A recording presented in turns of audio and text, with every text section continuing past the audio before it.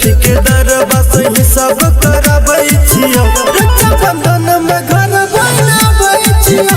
रक्षाबंधन में घर बनाबै छियो। रक्षाबंधन में घर बनाबै छियो।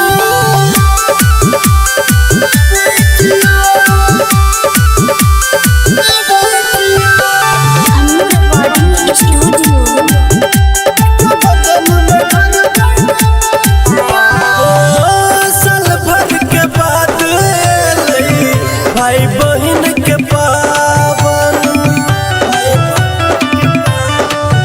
हो करिए इंतजार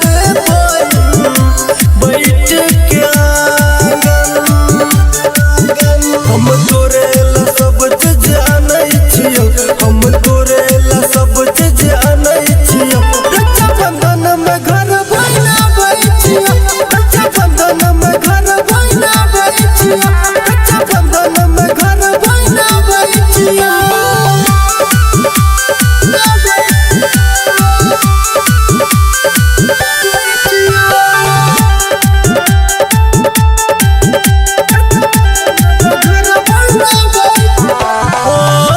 पूजा के थाली अपना हाथ से सजई है।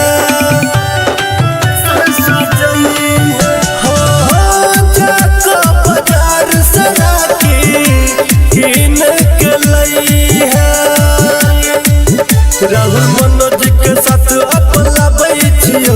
आजा श्याम के साथ अपनाबै छियो।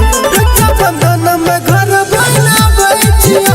रक्षाबंधन में घर बनाबै छियो। रक्षाबंधन में घर बनाबै छियो। गे बहिन चिंता नहीं कर आबै छियो।